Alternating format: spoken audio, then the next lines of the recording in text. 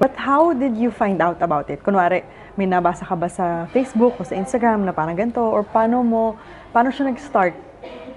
Like, may nakausap ka bang tao, ganyan? It came with the realization na sabi ko, ang init dito sa Dubai. Sabi ko, meron ba dito mga parang mga retail websites. Tapos nakita ko yung iba.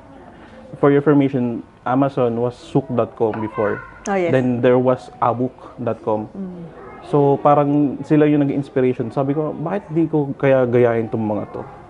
'Di ba? So ginaya ko sila. Tapos hanggang sa nagkaroon kami, una, we tried dropshipping but it didn't work because may mga struggles tong mga panahon na yun. Tapos habang tumatagal, nakuha namin yung tamang timpla sa pagbi-business until sa nakuha namin yung retail. Tapos from there, yun na, tuloy-tuloy na siya. Tapos sinubukan naman namin yung wholesale at the same time. Tapos pumasok na si Amazon tsaka noon. So doon kami parang sumunod-sunod na yung yung business flow namin. Yung retail na industry, paano mo napili yung retail? Parang what do you sell specifically right now? Well, you started selling what specific items and then ano na yung sinesell mo ngayon? Mahilig kasi ako mag-customize ng mga shirt noon. Until now naman, mahilig pa rin. Kaya nakagawa ako nitong mga hoodies, mga shirt, kung ano pa. So we started with mga t-shirts, yung mga personalized. Tapos hanggang sa nag-iba-iba na yung mga products like bags, tumblers, mugs, at kung ano pwede pang ibenta sa online.